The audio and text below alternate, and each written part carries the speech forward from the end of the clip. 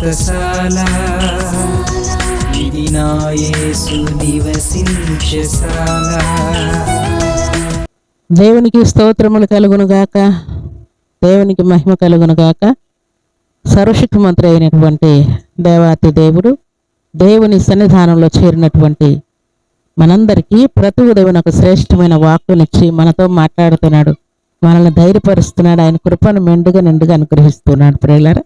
అందుకై దేవదేవుని స్తుతిస్తున్నాను. మీ అందరికీ యేసుక్రీస్తు నామములో శుభములు వందనములు తెలియజేస్తున్నాను ప్రియులారా. ఈ శుభదినాన సర్వాధికారి మనకిచ్చినటువంటి శ్రేష్టమైన వాక్కును చదువుకుందాం. పరిశుద్ధ గ్రంథంలో నుండి కీర్తనల గ్రంథం 77వ అధ్యాయం 11వ వచనాన్ని చదువుకుందాం. యెహోవా చేసిన కార్యములను, పూర్వము జరిగిన నీ ఆశ్చర్య కార్యములను నేను మనస్సునకు తెచ్చుకుంటే. దేవుని శ్రేష్టమైన మాటలు దీవించి ఆశీర్వదించును గాక. దేవుని సన్నిధిలో చేరినటువంటి దేవుని ప్రియబిడలమైన మనందరి జీవితాల్లో దేవుడు ఎన్నో ఆశ్చర్య కార్యాలు, అద్భుత కార్యాలు, సూచక క్రియలు, మేలులు, స్వస్థతలు, దీవెనలు మనకు అనుగ్రహించి ఉంటాడు ప్రియులారా. అయితే ఈ భక్తుడు అంటున్నాడు, యెహోవా చేసిన కార్యములను, పూర్వము దేవుడు జరిగించినటువంటి ఆశ్చర్య కార్యములను నేను మరలా మనస్సునకు తెచ్చుకుంటాను అంటున్నాడు. ఎందుకు అనంటే మనుషులమైన మనం దేవుడు చేసినటువంటి ఆశ్చర్య కార్యాలను, సూచక క్రియలను చాలాసార్లు మర్చిపోతూ ఉంటాం. మర్చిపోయినప్పుడు దేవుని యొక్క కృపలను మనం పొందకుండా వెనకంజ వేసే పరిస్థితులు వస్తాయి ప్రియులారా. అందుకే ఈ భక్తుడు, నేను మనస్సునకు తెచ్చుకుంటాను నీ ఆశ్చర్య కార్యములను, నీ ప్రేమను, నీ వెలుగును, నీ ప్రత్యక్షతను, నీవు నాకు ఇచ్చినటువంటి మనశ్శాంతిని, నీవు నాకు ఇచ్చినటువంటి స్వస్థతను, నీవు నాకు అనుగ్రహించినటువంటి గొప్ప రక్షణను మరలా నేను మనస్సునకు తెచ్చుకుంటాను అంటూ ఉన్నాడు. దేవునికి స్తోత్రములు కలుగును గాక. దేవుని సన్నిధానంలో చేరిన మన జీవితాల్లో కూడా దేవుడు చేసిన ఆశ్చర్య కార్యాలు చాలాసార్లు మనం మర్చిపోయి ఏం మేలు చేశాడని, దేవుడు నాకు ఏ ఆశీర్వాదం ఇచ్చాడు, దుష్టులు దుర్మార్గులు చాలా హ్యాపీగా ఉంటున్నారు, నాకు అసలు సంతోషమే లేదు, సమాధానమే లేదు, దేవుని యొక్క ఆశీర్వాదమే నేను పొందట్లేదు అన్నట్టుగా మనం ఫీల్ అవుతూ ఉంటాం. అయితే దేవుని యొక్క గ్రంథం మనకిస్తున్నటువంటి మాట ఏంటంటే, కీర్తనల గ్రంథం 104వ అధ్యాయం 34వ వచనం మనం చదువుకుంటే, ఆయనను గూర్చిన ధ్యానము ఆయనకు ఇంపుగా ఉండునుగాక, నేను ఆయన యందు సంతోషించదను.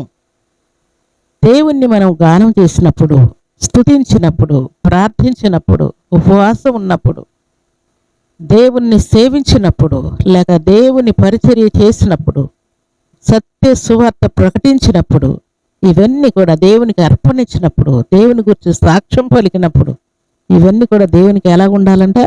ఇంపుగా ఉండునుగాక అని భక్తుడు అంటూ ఉన్నాడు. ప్రభు సన్నిధిలో చేరినటువంటి ప్రభు బిడ్డలమైన మనం, మన ప్రార్థన, మన భక్తి, మన విశ్వాసం, మన పాట, మన ధ్యానం దేవునికి ఎప్పుడు ఇంపుగా ఉంటుంది అని అంటే, దేవునికి ఇష్టముగా మనం జీవించినప్పుడు మన ప్రార్థన కానీ, మన స్తుతి కానీ, మన అర్పణ కానీ, మన వ్యక్తిగత జీవితము కానీ దేవునికి ఇంపుగా ఉంటుంది ప్రియులారా. అందుకే భక్తుడైనటువంటి దానియేలు ఈ చక్కని మాట పలుకుతూ ఉన్నాడు. దానియేలు గ్రంథం 9వ అధ్యాయం 3వ వచనం చదువుకుంటే, అంతటా నేను గోనెపట్ట కట్టుకొని ధూళి తలపైన వేసుకొని ఉపవాసముండి ప్రార్థన విజ్ఞాపన చేయుటకై ప్రభువుకు దేవుని ఎదుట నా మనస్సును నిబ్బరము చేసుకుంటేనే. దేవునికి స్తోత్రములు కలుగును గాక. దేవుని సన్నిధిలో కొన్నిసార్లు మనం ప్రార్థన చేయటానికి కూడా మన మనస్సు నిలుపుకోలేం ప్రియులారా. నిబ్బరం లేకుండా పోతుంది.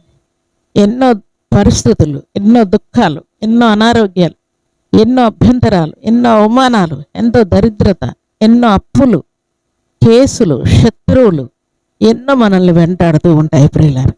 అలాంటి టైంలో మన మనస్సు నిబ్బరముగా ఉండనటువంటి పరిస్థితులు కూడా వస్తాయి.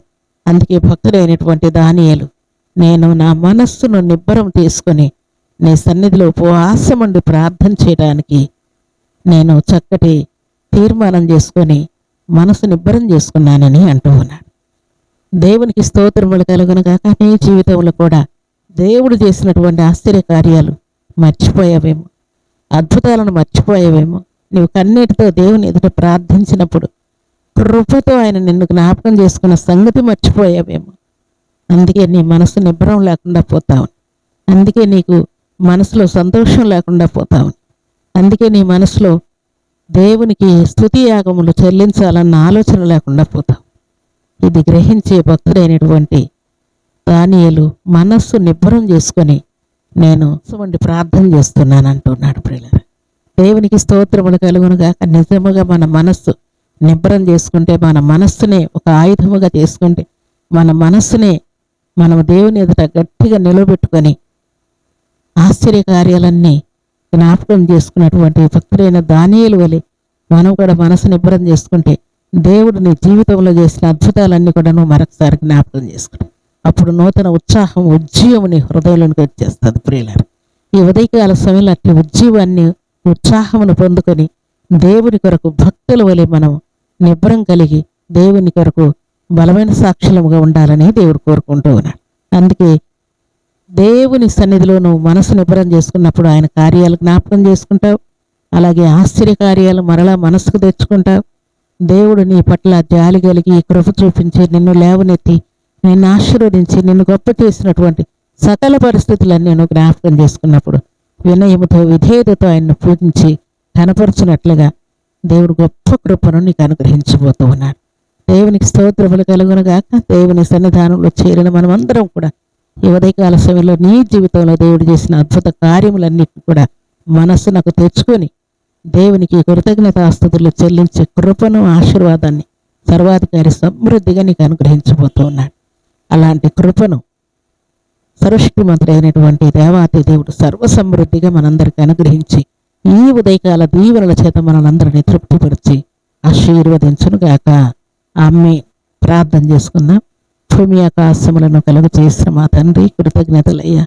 ఈ ఉదయకాల సమయంలో మీరు మాతో ఉన్నందుకై, మా ప్రార్థన మీరు ఆలకించినందుకై, మా మనవులు మీరు అంగీకరించినందుకై, మా జీవితాల్లో మీరు చేసినటువంటి అద్భుత కార్యములు మరొకసారి మనస్సునకు తెచ్చుకుని కృపనిచ్చినందుకై స్తుతిస్తూ ఉన్నాను. భక్తుడైన దానియేలు ఎలాగో మీరు చేసిన కార్యములను మనసునకు తెచ్చుకొని నిబ్బరము కలిగి తండ్రి ప్రార్థించడానికి ఆయన సిద్ధపడ్డాడు. అలాగే మీ సన్నిధిలో చేరిన మీ బిడ్డలందరూ కూడా మనసులో నిబ్బరం తెచ్చుకొని మీ కొరకు బలమైన సాక్షులుగా నిలిచి ఉండినట్లు ఆయన మీ కృపను నిండుగా మీ బిడ్డలందరికీ అనుగ్రహించమని ప్రార్థిస్తూ, వ్యాధి బాధలు కొట్టివేయమని, అవసరతలు అక్కరలు తీర్చమని, మీ మహాకనికరం మీ బిడ్డలకు అనుగ్రహించమని ప్రార్థిస్తూ మీ కృపగల హస్తములకు బిడ్డలందరినీ అప్పగించుకుంటూ ఈ ఉదయకాల దీవెనల ఆశీర్వాదం ప్రతి బిడ్డకు దయచేయమని, ఈ దిన దీవెనల ఆశీర్వాదములు మీ బిడ్డలు అనుభవిస్తూ ఈ దినం బర్త్డేలు, మ్యారేజ్ డేలు జరుపుకున్న బిడ్డలకు దీవెన ఆశీర్వాదం శుభం దయచేయమని యేసుక్రీస్తు పరిశుద్ధమైన నామములు స్తుతించి ప్రార్థించని వేడుకుంటున్నాము తండ్రి.